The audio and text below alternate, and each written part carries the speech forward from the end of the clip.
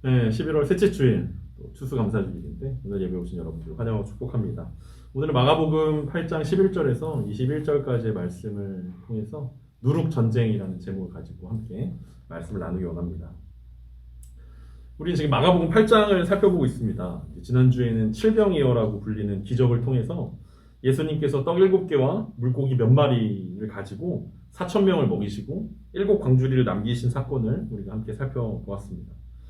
그리고 그 기적이 의미하는 것은 이방인들을 향한 예수님의 마음이었고 예수님이 그 무리들을 보시면서 긍휼히 여기셨다라는 이야기들을 우리가 함께 살펴보았는데 그것을 통해서 우리가 사역이라는 것은 예수님께서 무리들을 바라보는 관심, 바라보심과 관심 그리고 불쌍히 여김 이것이 사역의 핵심이고 그게 마음의 동기여야 한다. 그래서 우리가 예수님께 받은 관심과 긍휼을 흘려보내는 것이 사역이다라는 이야기들을 했습니다. 그래서 한 주 동안 우리가 만나는 사람들에게 어떤 불쌍히 여김 그리고 긍휼을 좀 흘려보내자라고 이야기했는데 저는 이제 집에서 가정에서 이제 자녀와 함께 시간을 보냈는데 긍휼히 여긴다라는 것이 쉽지 않구나.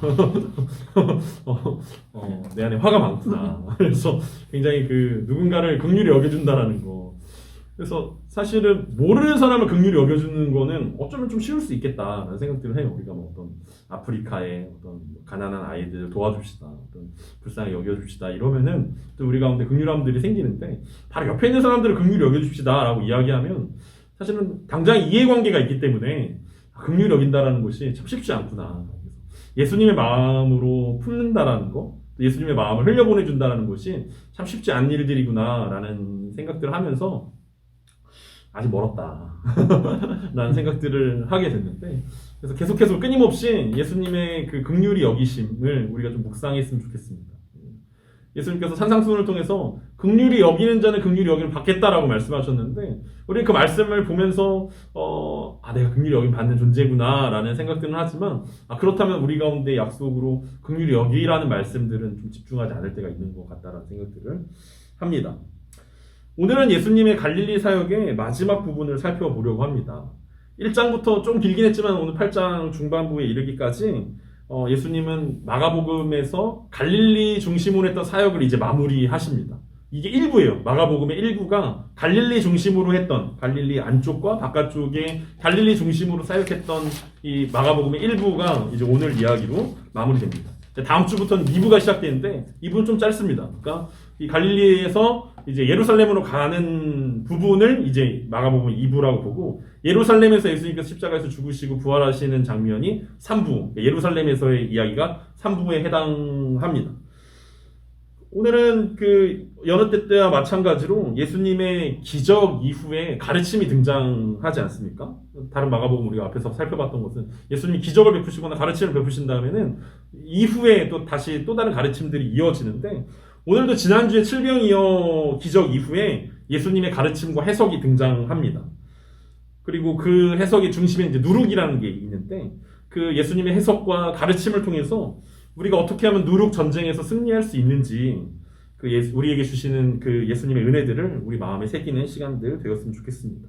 오늘 11절입니다. 바리새인들이 나와서 예수를 힐난하며 그를 시험하여 하늘로부터 오는 표적을 구하거늘. 지난주 본문 마가복음 8장 10절에서 예수님은 이 칠병이어의 기적 이후에 제자들과 배를 타고 달마누다 지방으로 가셨습니다. 그게 지난주의 마무리였는데 사실 그 마무리되는 그 시점에서 오늘 이야기가 시작되어집니다. 지난주에 달마누다를 이야기하면서 아마 막달라 지방이었을 것이다 라고 우리가 생각을 했었는데 거기서 바리새인들을 만나게 됩니다. 바리새인들이 나와서 예수를 힐난했다라고 이야기하는 것을 보니까 우연히 만난 것은 아닌 것 같습니다. 그리고 바리새인들이 이번에도 작정하고 예수님 앞에 나온 것입니다. 그들은 전략을 세웠습니다. 그리고 예수님께 나와서 그를 힐난했다라고 이야기하고 있습니다. 힐난하다라는 말은 질문한다, 문의한다, 논쟁한다, 변론한다 라는 뜻을 가지고 있는데 지금의 상황들을 잘 살펴보면 이 바리새인들이 예수님께 트집을 잡으려고 나왔다라는 것을 알 수 있습니다. 그리고 따지러 왔다라는 것을 우리는 볼 수 있습니다. 그러면서 바리새인들은 힐난하면서 예수님을 시험했다라고 이야기합니다. 마치 예수님께서 공생애를 시작하면서 사탄에게 시험을 받았던 사건을 떠오르게 하는 장면이 오늘 바리새인들이 예수님을 시험했다라고 이야기하는 장면입니다.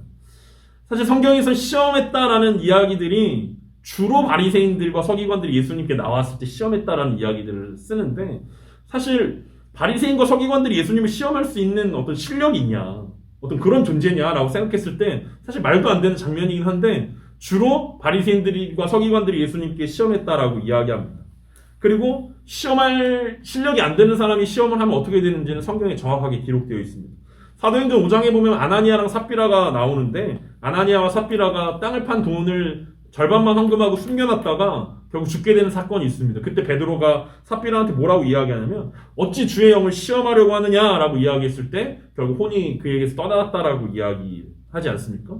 마찬가지로 오늘 바리새인과 서기관들이 예수님께 나와서 예수님을 시험했는데, 사실은 그들은 예수님을 시험할 수 있을 만한 실력을 가지고 있는 것도 아니었고 지식을 가지고 있는 것도 아니었지만 어쨌든 감히 예수님을 시험했습니다. 그때 예수님은 어떻게 하십니까? 12절과 13절에서 예수께서 마음속으로 깊이 탄식하시며 이르시되 어찌하여 이 세대가 표적을 구하느냐, 내가 진실로 너희에게 이르노니 이 세대에 표적을 주지 아니하리라 하시고 그들을 떠나 다시 배에 올라 건너편으로 가시니라. 예수님은 이 바리새인들에게 크게 실망하셔서 깊은 한숨을 내쉬셨습니다. 깊이 탄식했다라는 이 표현은 딱 성경에서 여기만 등장할 정도로 예수님이 많이 아쉬워하셨다라는 것들을 알 수 있습니다. 사실 그동안 예수님은 기적을 바라고 예수님께 나오는 사람들을 긍휼함으로 맞아주셨습니다. 바로 직전만 해도 이방인이었음에도 불구하고 그들이 사흘째 기진하고 있다라는 것들을 통해서 예수님이 그들을 불쌍히 여긴다라고 이야기하고 기적을 베풀어 주셨습니다. 그런데 오늘 예수님은 유대인이고 바리새인인 이 사람들을 보시면서 깊이 탄식하십니다.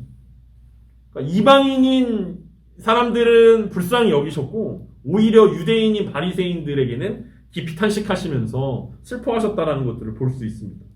그러면서 예수님은 이 세대가 구하는 표적을 주지 않겠다라고 말씀하십니다. 그러니까 지금까지 예수님은 기적을 원하면서 구하면서 온 사람들에게 기적을 베풀어 주셨는데, 표적을 구하는 바리새인들과 서기관들, 그래서 예수님을 시험하러 왔던 사람들에게는 더 이상 표적을 보여주지 않겠다라고 이야기하고 있습니다. 바리새인들이 원한 표적이 도대체 무엇이었기 때문에 예수님은 이렇게 화가 나시고 깊은 한숨을 쉬셨을까요? 대체 무엇을 요구했길래 그런 것이었을까요? 기적이냐 표적이냐, 이게 과연 무슨 차이가 있을까라는 것들을 우리가 함께 고민해 봐야 할 것입니다.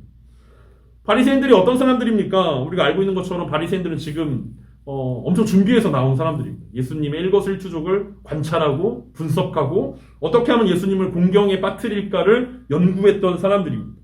예수님의 말과 행동들 하나하나를 주의 깊게 관찰했을 뿐만 아니라 제자들의 이야기까지 주의 깊게 보는 사람들이 바리새인들이었습니다. 이 사람들이 7병이어의 기적을 들었는지 못 들었는지 바로 급하게 오셨기 때문에 못 들었는지 모르겠지만 분명히 5병이어의 기적은 들었을 것입니다. 그럼에도 불구하고 그들은 눈 하나 깜짝하지 않는 놀라운 사람. 여러분, 우리 주변에서 5병이어의 기적이 일어났다고 생각해 봅시다. 아 그래? 그런가 보지. 뭐 이렇게 생각할 사람은 아무도 없지 않겠습니까? 근데 바리새인들은 그럴 수 있지라고 생각했다라는 거예요. 예수님이 귀신을 내어쫓았을 때 바리새인들의 반응은 어땠습니까? 예수님이 바알세불의 힘을 빌려서 귀신을 내어쫓는다라고 이야기합니다. 예수님이 중풍병자를 고쳤을 때 뭐라고 이야기합니까? 바리새인들은 놀라지 않고 신성모독이다라고 이야기할 정도로 바리새인들은 대단한 사람들이었습니다. 그들의 관심은 기적이 아니었다라는 것입니다.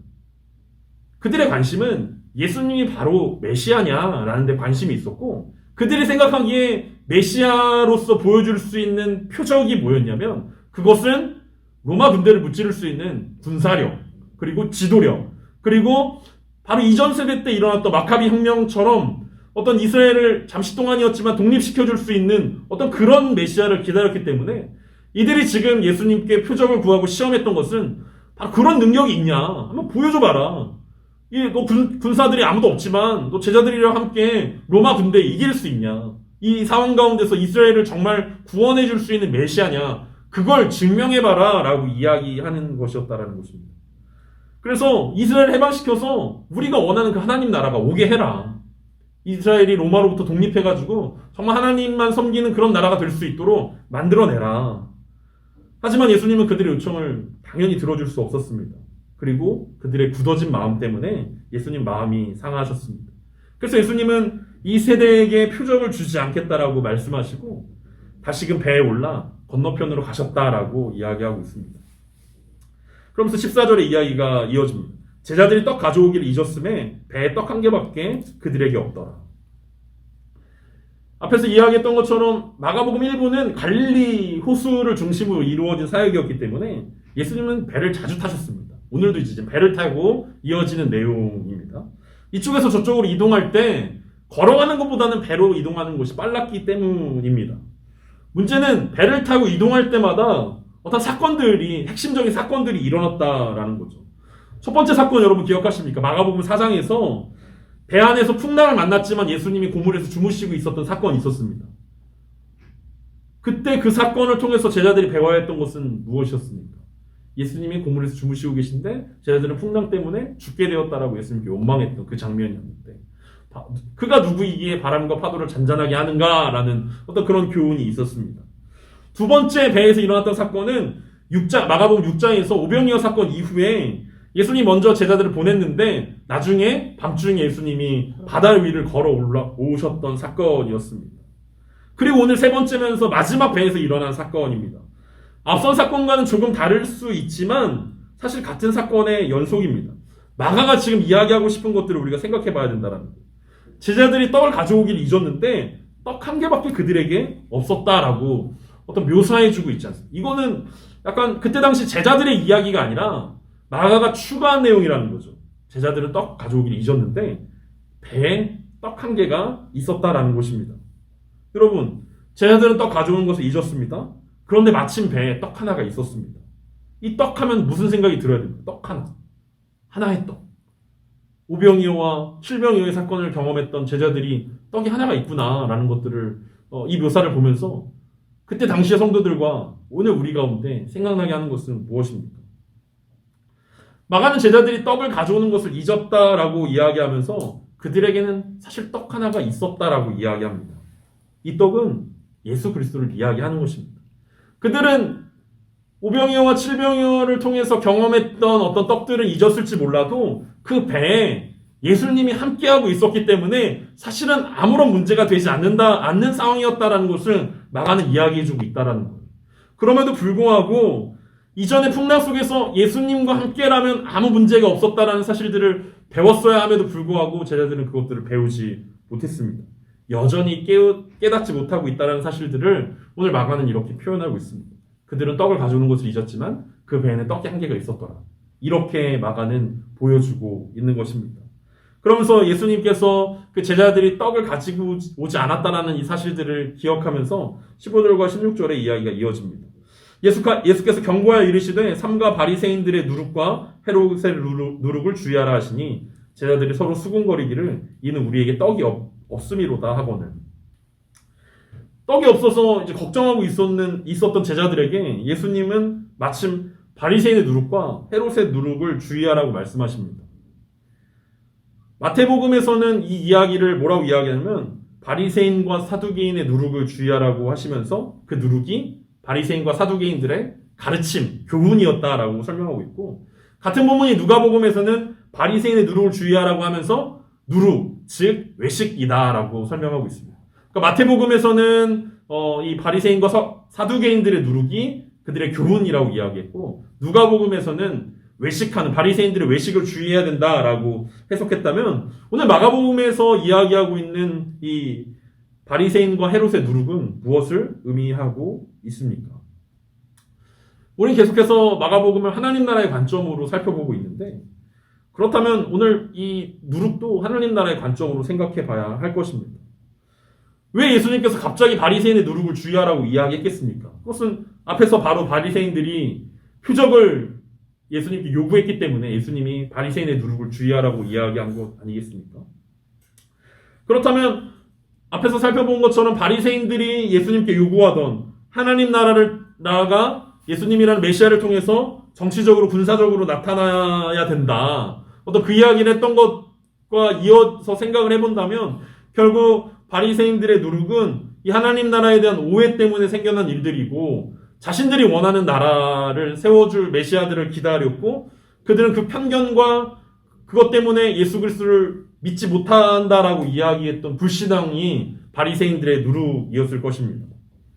예수님은 바리새인의 누룩만 주의하라고 한 게 아니라 헤롯의 누룩도 주의하라고 이야기했습니다. 바리새인들은 로마 정부가 무너졌으면 좋겠다라고 생각했지만 헤롯은 로마 정부가 영원했으면 좋겠다라고 생각했습니다. 왜냐하면 헤롯은 기득권 세력이고 물론 그가 야심이 있긴 했지만 그가 이스라엘 지역들을 다스리면서 계속해서 그의 통치가 이어졌으면 좋겠다라고 생각했고 심지어 그는 자기가 유대인의 메시아로 그 땅에 계속해서 군림하고 자자손손 번영하는 그 유대 땅들을 보기를 원했다라는 거죠. 그래서 이 헤롯의 누룩은 현실에 안주하고자 하는 누룩이었고 바리새인의 누룩은 불신앙과 어떤 혁명적인 군사적인 누룩이었다라고 생각해 볼 수 있을 것입니다. 결국 예수님을 대적하고 죽이게 되는 것은 이 바리새인과 헤롯 아닙니까? 나중에 결국은 둘이 꿈꾸고 있는 것들이 전혀 다른데 헤롯은 현상을 유지하기 원하고 바리새인들은 현상이 바뀌길 원하지만 결국은 둘이 손잡고 예수 그리스도를 십자가에 죽게 만드는 것이 이 두 누룩이 연합해서 일어나는 일들이었다라는 것을 우리 이제 머지않아 볼 수 있습니다. 그러니까 바리새인의 누룩은 예수 그리스도를 향한 불신의 누룩이었고 헤롯의 누룩은 자기를 섬기면서 자기 자신을 섬기는 사람 아니었습니까? 헤롯이 세례 요한 뭐라고 하니까 물론 자기 의도는 아니었지만 세례 요한도 자신의 재혼 때문에 결국은 죽게 만들게 했던 자기를 섬기는 사람이었다라는 거죠. 이 두 누룩이 말라 예수 그리스도를 십자가에 못 박게 합니다. 그래서 예수님은 바로 이런 누룩을 주의하라고 말씀하십니다. 누룩하면 우리가 이제 안 좋은 생각들이 많이 들지 않습니까? 성경에서는 주로 이제 누룩하면은 안 좋은 악영향, 나쁜 영향력을 누룩에 이제 비교하기도 하는데 이 누룩의 특징 중에 하나는 이제 급속도로 퍼져나간다라는 거고 주의하지 않으면 금세 물들어 버린다라는 것입니다. 그래서 예수님께서 제자들에게 주의하라고 이야기했던 것은 자신들의 기준으로 하나님 나라를 바라봤던 바리새인과 헤롯 그리고 그 관점을 주의해야 한다라고 이야기할 수 있을 것입니다. 만약에 이것들을 주의하지 않으면 결국 금세 물들어 버릴 거라는 거죠. 그리고 우리가 잘 알고 있는 것처럼 금세 가룟 유다가 물들어서 예수님을 배신하게 됩니다. 금세 제자들이 물들어서 죽음의 두려움 가운데 예수님을 배신하게 되는 것을 이제 우리는 볼 수 있습니다.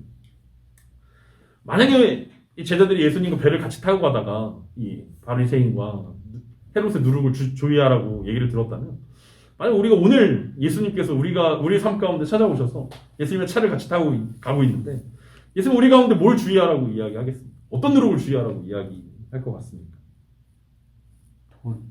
돈의 누룩을 주의해라. 어떤 주의하라고 각자에게 예수님께서 분명히 이야기하시는 것들이 있을 것입니다. 주의해라. 누룩을 주의해라. 왜냐면은 이 누룩이라는 것은 앞에서 이야기했던 것처럼 엄청난 영향력을 가지고 있는 거라는 급속도로 사람들을 부패하게 만드는 것이 누룩이라는 것이기 때문입니다. 놀랍게도 예수님의 이런 중요한 주의 속에서 제자들은 전혀 다른 이야기를 하고 있습니다. 예수님이 누룩에 대해 비유한 것을 이해하지 못하고 예수님이 그들을 떡을 안 챙겼기 때문에 혼내는 거라고 이제 착각하게 되었습니다. 그래서 막 서로 이제 책임자가 누구냐를 이제 놓고 이제 다투기 시작한 것입니다. 아마 서로 탓하면서 야, 너 때문이다. 네가 안 챙겼기 때문이다라고 이야기할 것입니다. 우리가 단기 선교나 수련회 가면 늘 있는 일 아닙니까? 야, 누구 책임이냐고. 책임자를 색출하라고. 그러면 이거 중요한 건데 왜 안 챙겼냐고 서로 싸우고 다투고 물품 담당자가 챙겼어야지라고 이제 우리 비난하면 물품 담당자는 행사 담당자가 챙겼어야지. 내가 쓸 것도 아닌데 왜 내가 챙기냐 이러면서 행사팀에서 챙겼어야 된다 이렇게 이야기하고 아니다 회계가 챙겼어야 된다 총무가 챙겼어야 된다 마지막에 누가 왔냐 목사님 책임이다 이러면서 서로를 비난하면서 서로 책임이다라고 이야기했던 상황들이 생각이 나는데 아마 제자들의 상황도 그랬을 것입니다. 야 마지막에 나온 사람 누구냐 마지막 사람이 들고 왔어야지. 야 그 광주리 보고 뭐했냐 야 오늘 식사당문 누구냐 식사당문 챙겼어야지 이러면서 서로가 서로를 이제 비난하는 상황 가운데 예수님은 정말 어이가 없었을 것입니다. 아니 바리새인과 헤롯의 누룩을 주의하라고 이야기했는데 제자들은 전혀 엉뚱한 빵 얘기하고 떡 얘기하고 있고 왜 안 챙겼냐 이러면서 옥신각신하고 있는 예수님 그 제자들을 보고 있는 예수님의 마음이 어떨지 참 그런 생각들이 듭니다. 그래서 오늘 본문으로 돌아와서 17절과 18절에 예수님 이렇게 이야기하십니다. 예수께서 아시고 이르시되 너희가 어찌 떡이 없으므로 수군거리느냐 아직도 알지 못하며 깨닫지 못하느냐 너희 마음이 둔하냐 너희가 눈이 있어도 보지 못하며 귀가 있어도 듣지 못하느냐 또 기억하지 못하느냐. 예수님은 그 일부를 마무리하면서 제자들에게 가장 강도 높은 비난을 하십니다. 이건 심각한 내용입니다. 예수님 눈앞에서 펼쳐지는 제자들의 이 바보 같은 이야기 속에서 예수님은 아직도라고 이야기하십니다. 아직도 알지 못하고, 아직도 깨닫지 못하고, 아직도 마음이 둔하냐라고 물으십니다. 이 마가복음 8장에 이르기까지 얼마나 많은 사건과 가르침이 있었습니까? 그리고 제자들은 늘 사건과 가르침 가운데 한 번에 이해하지 못하고 또 따로 예수님인데 아까 그게 무슨 의미였습니까? 예수님 아까 왜 그런 말씀하셨습니까? 라고 또 예수님께 질문하고 또 가르침을 들었던 제자들이었는데 그런데도 여전히 이해하지 못하는 제자들의 모습을 보시면서 예수님 마음이 정말 답답했을 거라고 생각해 봅니다. 그래서 예수님은 제자들을 향해서 니네가 눈이 있어도 보지 못하고 귀가 있어도 듣지 못하고 심지어 뇌가 있어도 기억하지 못한다라고 말씀하십니다. 물론 뇌는 이제 생각돼 있는데 말이 따지면 그렇지 않습니까? 눈이 있는데 보지 못하고 귀가 있는데 듣지 못하고 뇌가 있는데 기억 못한다. 결국 뭐 굉장히 그 나쁜 욕이죠. 니네는 도대체 이렇게 장식으로 가지고 있냐? 뭐 이런 식의 이야기였을 것입니다. 예수님이 이제 1부를 마무리하면서 제자들이 여전히 이해하지 못하는 제자들을 보면서 답답한 마음들이 있었을 거라는 거죠. 그래서 예수님은 제자들에게 다시 교육을 시키십니다. 19절과 21절까지 이렇게 제자들에게 말씀하십니다. 내가 떡 5개를 5,000명에게 떼어줄 때 조각 몇 바구니를 거두었더냐? 제자들이 이렇게 대답하니 이르되 12이니이다. 또 7개를 4,000명에게 떼어줄 때 조각 몇 광주를 거두었더냐? 이르되 7이니이다. 이르시되 아직도 깨닫지 못하느냐 하시니라. 여러분 예수님께서 지금 제자들이랑 가족 오락관 하고 계시는 것입니까? 퀴즈 놀이 하는 것입니까? 자, 내가 떡 5개로 5,000명 먹을 때 몇 바구니 남았었지? 그래, 정답. 내가 떡 7개로 4,000명 먹을 때 몇 바구니 남았어? 정답이야. 그래, 잘 알고 있구나. 이런 게임을 위해서 예수님이 하고 있지 않다라는 거예요. 제자들은 분명하게 예수님의 물음에 정답을 외쳤지만 사실 예수님의 질문의 의도는 몇 바구니 남았냐 이게 아니었다라는 것입니다. 예수님은 여전히 이해하지 못하고 깨닫지 못하고 기억하지 못하고 있는 제자들에게 5,000명에게 떡을 떼어줄 때, 4,000명에게 떡을 떼어줄 때라고 이야기하십니다. 그러니까 제자들이 함께했던 사건들을 기억해보라고 이야기하는 거예요. 떼어주는 것은 제자들이 했던 일 아닙니까? 예수님이 떡을 축사하시고 제자들에게 떼어주시면 제자들이 먹였다라는 거죠. 5,000명도 먹이고 4,000명도 먹일 때 그때를 기억해보라고 이야기하고 있습니다. 분명한 기적의 순간, 은혜의 현장을 함께했던 제자들에게 그 의미들을 다시 한번 곰곰이 생각해 보라고 예수님께서 질문을 던진 거라는 거죠. 예수님이 몰라서 몇 바구니인지 몰라서 혹은 몇 바구니인지 잘 기억해. 그래서 잊지 마. 떡 꼭 기억해. 다음에 갈 때는 다시 또 물어볼 거야. 이렇게 물어보시는 것이 아니라 그때 그것의 의미들을 잘 생각해 보라고 말씀하고 있습니다. 지금까지 예수님과 함께하면서 뭘 배운 것인지 무엇이었는지 생각해 보라는 외침이라는 것입니다. 오늘로 갈릴리 지역을 중심으로 한 예수님의 사역이 마무리됩니다. 아쉽게도 마가복음의 일부의 사역은 그가 누구인지 모르겠다로 마무리됩니다. 바리새인과 서기관들도 예수님이 누군지 모른다라고 이야기했고 심지어 예수님의 가족들도 그가 누군지 모르겠다. 예수님을 부인하는 장면이고 마지막에 제자들조차 예수님이 사역을 열심히 하셨는데 도대체 그가 누구냐? 어떤 메시아냐? 모른 채 마무리되어집니다. 그래서 이제 다음 주부터 마가복음 2부에서 예수님은 안 되겠다 라고 생각하시면서 예루살렘으로 가시는 길에 제자들을 집중 훈련시키십니다. 계속 제자들에게 말씀하시는. 그래서 가시면서 십자가에 대한 이야기들을 하십니다. 내가 메시아인데 정치적이고 군사적인 메시아가 아니다. 하나님의 나라는 그런 나라가 아니다. 하나님의 나라는 내가 고난당함으로 오는 나라고 십자가 사건으로 이루어지는 그런 나라다라는 것들을 이제 제자들을 집중 교육시키시면서 2부의 이야기가 이제 진행될 것입니다. 그래서 사실은 아직도 깨닫지 못하느냐 이것은 사실 한편으로는 예수님의 아쉬움이 있지만 한편으로는 기대감이라는 거죠. 아직도라는 것은 아직 때가 안 됐다라는 거예요. 제자들에게는 아직 때가 안 됐기 때문에 이해할 수 없습니다.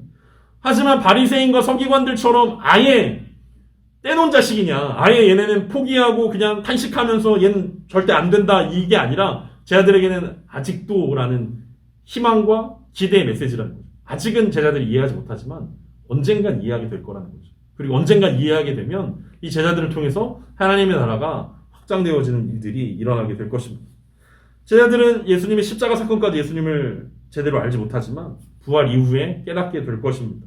그리고 예수님은 그때를 위해서 계속해서 제자들을 가르칠 것입니다. 그게 오늘 이야기의 내용입니다. 실병여 사건 이후에 막달라 지방에서 바리새인과 서기관들을 만나시고 또 배를 타고 건너편 이제 다음 주면 베세다 지역으로 건너가는 그 시간 가운데 제자들과 함께 이야기 나눴던 그 사건이 오늘의 이야기입니다. 그리고 오늘 예수님은 제자들에게 두 가지를 말씀하고 계십니다. 하나는 바리새인과 헤롯의 누룩을 주의하라는 것이고 하나는 떡이 없음이 문제가 되지 않는다는 것입니다. 오늘 이 이야기를 통해서 예수님 우리에게 어떤 말씀을 하고 있습니까? 우리에게도 중요한 영적 진리를 생각해 봤으면 좋겠습니다. 첫째는 예수님께서 우리 가운데 누룩을 버려야 한다라고 말씀하고 있습니다. 고린도전서 5장 7절에서 바울은 너희는 누룩 없는 자인데 새 덩어리가 되기 위하여 묵은 누룩을 내버리라. 우리의 유월절 양 곧 그리스도께서 희생되셨느니라 라고 이야기합니다. 그러니까 고린도 교회는 음행이라는 누룩이 있었습니다. 그래서 바울이 그 음행이라는 그 누룩을 제하여 버리라고 이야기했습니다. 앞서 바리새인과 헤롯이 하나님 나라를 오해했다라고 예수님께서 이야기하셨는데 바리새인의 누룩은 불신이었고 헤롯의 누룩은 자기 자신이었습니다. 불신과 자신이라는 이 누룩이 있었다라는 것입니다. 그리고 오늘날 우리는 여전히 누룩과 전쟁하고 있는 중입니다. 누룩이라는 건 잘못된 영향력이라고 볼 수 있을 것이고 결국 본질이 아니라 비본질적인 것이다라고 이해할 수 있을 것입니다. 우리 가운데 앞에서 예수님이 만약에 우리가 차를 타고 가면 예수님 어떤 누룩을 주의하라고 이야기하실까라고 이야기했는데 아마 우리 가운데도 꽤 많은 주의할 누룩들이 있을 것입니다. 어떤 누룩이 있습니까? 외로움과 거짓 사랑의 누룩이 있을 수도 있습니다. 사람들의 시선과 인정의 누룩이 있을 수 있습니다. 편안함과 안주함의 누룩이 우리 가운데 마음 곳곳에 곰팡이처럼 피어나고 있을 수 있다는 것입니다. 개인적으로도 그렇고 교회적으로도 마찬가지 아닙니까? 교회적으로도 누룩이 있습니다. 돌아가신 오카는 목사님이 30년 전에 평신도를 깨운다라는 책을 쓰셨는데 거기서 한국교회를 진단하면서 삼허현상이라고 이야기했습니다. 30년 전에 한국교회를 진단하면서 한국교회는 삼허현상에 빠져있다. 허수, 허세, 허상이다. 교회 안에 많은 신자들이 있지만 그들은 허수다. 진짜 신자, 제대로 된 제자가 없다라고 이야기했고 세상을 향해서 아무런 영향력을 끼치지 못하는 허세의 삶들을 살아가고 있고 삶과 신앙이 분리된 채 돈과 사랑과 명예를 쫓는 허상이 돼버린 신자들이 있는 교회. 그래서 허수, 허상, 허세 이 삼허 현상이 한국 교회를 지배하고 있다라고 진단한 적이 있으신데 그 뒤로 30년이 흘렀습니다. 여전히 한국 교회는 이 삼허 현상이 큰 누룩이 되어서 교회들을 힘들게 하고 어렵게 하고 있습니다. 그러니까 개인적인 누룩들이 있고 교회적인 누룩들이 있고 어떤 나라적인 그리고 공동체적인 누룩들이 분명히 존재한다는 것입니다. 그래서 오늘 예수님은 오늘 본문을 통해서 분명하게 우리가 주의해야 할 누룩들에 대해서 말씀하고 있다는 겁니다. 주의해야 된다. 누룩은 없어진 것이 아니라 지금 바리새인이 없고 서기관들이 없고 헤롯이 없으니까 이제 누룩 없네. 이제 괜찮네. 이게 아니라 누룩은 여전히 존재하고 있고 그 누룩과 치열하게 전쟁해야 한다라고 예수님은 우리 가운데 말씀하고 있습니다. 결국 누룩이 말하고 있는 것은 우리 안에 만연한 죄라는 이야기 아닙니까? 그리고 죄의 근원은 헤롯이 했던 그 자기 사랑 아닙니까?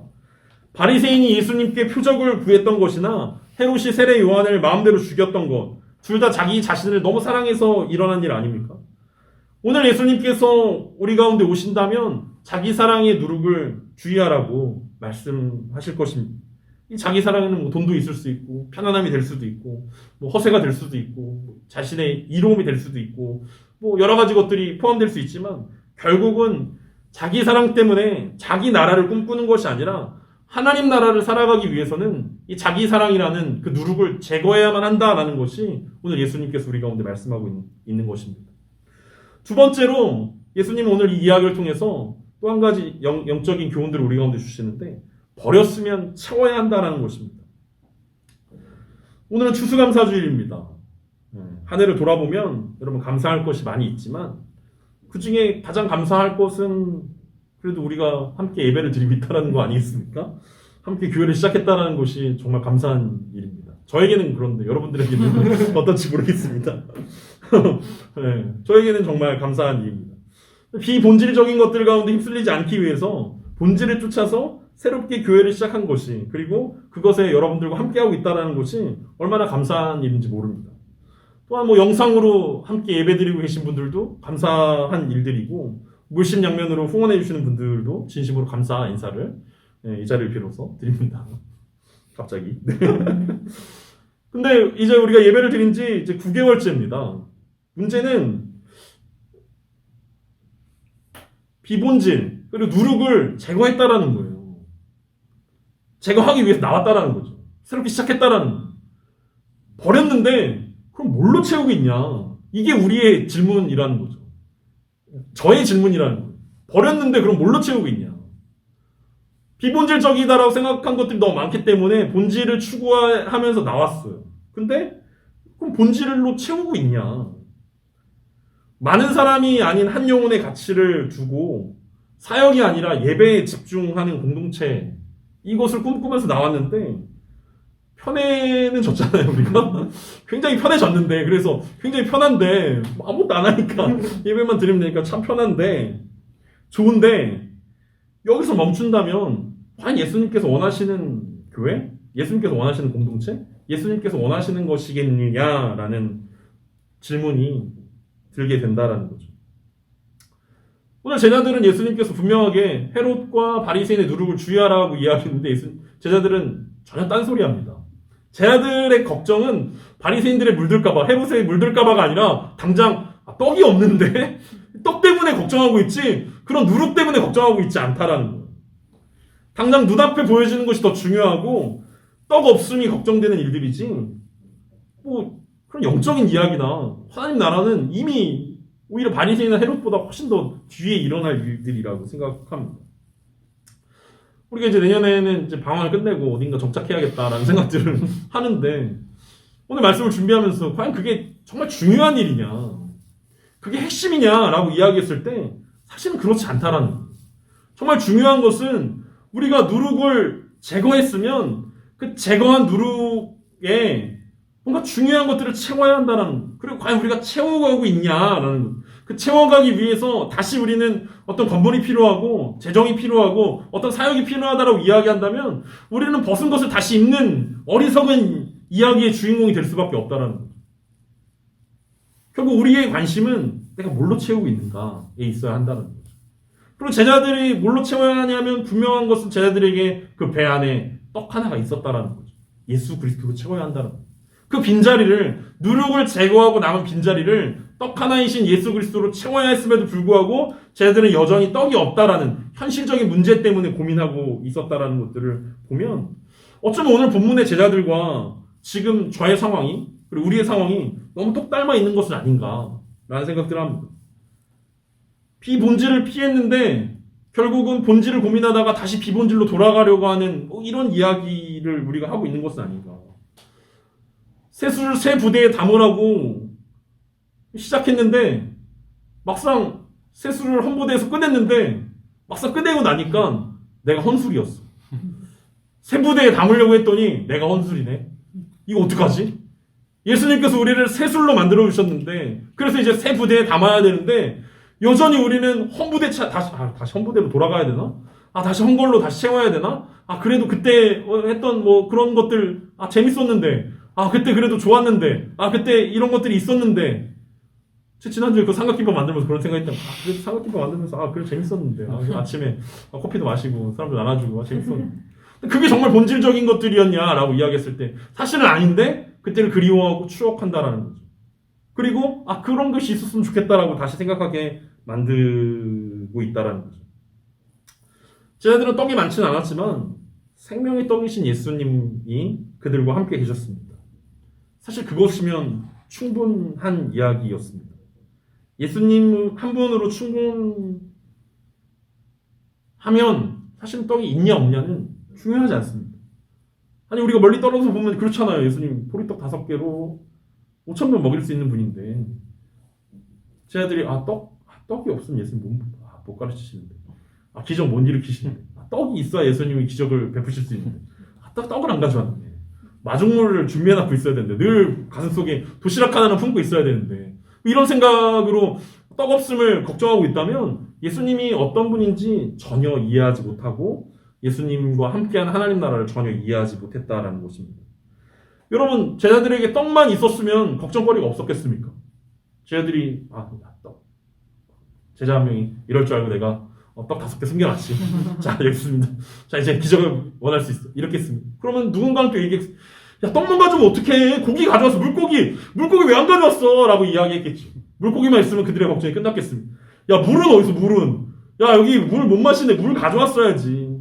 그럼 또 다른 사람이 야, 물만 있으면 뭐하냐? 야, 텐트라도 쳐야지. 우리 오늘 어디서 잘 거야? 잠자리 때문에 또 걱정하고 또 돈 다 떨어져 간다고 걱정하고 제가들 아마 그 걱정에 꼬리에 꼬리를 무는 걱정 가운데 아마 그들은 계속해서 시간을 낭비했을 것입니다.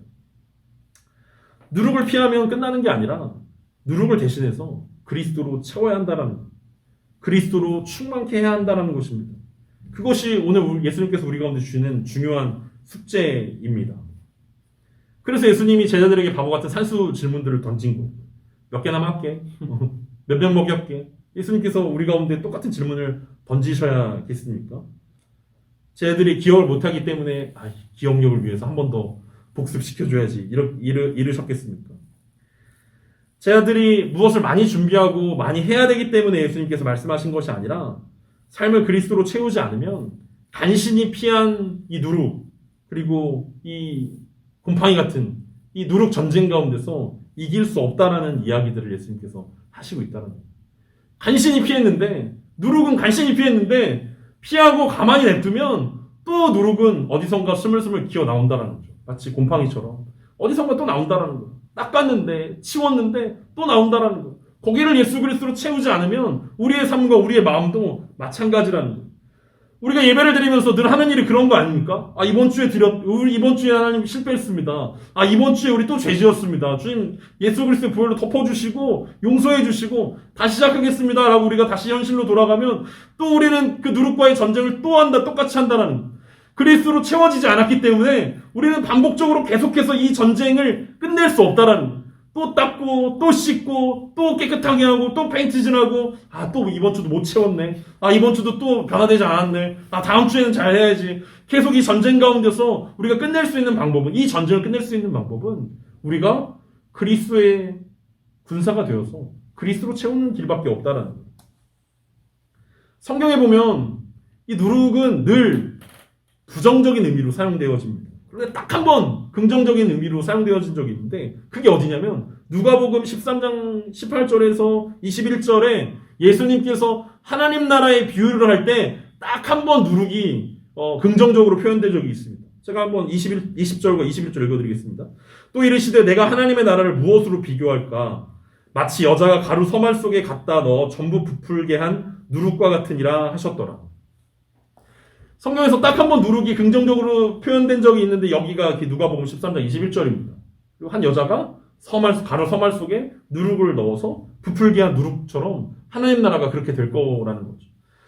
이 세상과의 이 누룩 전쟁 가운데서 우리가 승리하기 위해서는 누룩을 제거하는 거 중요합니다. 근데 누룩을 제거한 다음에 끝나는 게 아니라 우리 안에 우리가 예수 그리스도 누룩으로 우리가 예수 그리스도로 충만케 되어져서 하나님 나라의 누룩이 되어서 하나님 나라를 전파하는 것, 그리고 하나님 나라를 살아내는 것. 그렇지 않으면 우리는 계속 수비만 하다 끝나는 거라는 거죠. 또 졌네. 또 실패했네. 또 바꿔야지. 또 정신 차려야지. 이것이 어쩌면 제자들이 계속해서 보여주는 모습이었고 우리의 모습일 수 있다는 것입니다. 예수님은 분명히 오늘 이야기를 통해서 버렸으면 채우라고 말씀하십니다. 생명의 떡으로 채우지 않으면 결국은 그 공간에 누룩이 또 치고 들어올 것이다라고 이야기하고 있습니다. 어쩌면 그것이 오늘 저에게 그리고 여러분들에게 그리고 우리 공동체에 예수님께서 주시는 말씀 아닐까라는 생각들을 하게 됩니다. 버렸는데 채우지 않고 있으면 결국 똑같다라는 거예요. 우리가 어떤 공동체의 사이즈가 달라진 것이라면 똑같은데 크게 다른 게 없다면 결국 우리는 채우는데 실패하고 있다라는 거예요. 그리고 여기서 채우는데 실패한다면 결국 우리는 더 큰 누룩을 만나게 되면 결국 아예 엎드려질 수밖에 없다라는 이 전쟁 가운데 실패할 수밖에 없다라는 것이 오늘 예수님께서 우리 가운데 주시는 아주 중요한 교훈 그리고 중요한 숙제라는 사실들을 기억했으면 좋겠습니다. 결국 예수님은 제자들을 향해서 그리스도로 채울 것들을 말씀하고 있습니다. 그것이 오늘 우리에게 주시는 동일한 명령일 것입니다. 우리 한 주를 살아가면서 누룩을 제거하고 그리스도로 채우는 그 역사가 우리 가운데 일어났으면 좋겠습니다. 그래서 예수 누룩 깨어져서 바리새인들이 오해했고 헤롯이 오해했던 하나님 나라가 아니라 예수 그리스도가 꿈꿨던 그 하나님 나라가 우리 가운데 온전히 임하여져서 우리를 통해서 그 하나님의 나라가 역사되어지는 것들을 보는, 그래서 이 누룩 전쟁에서 승리하는 저와 여러분 되시길 간절히 소망합니다.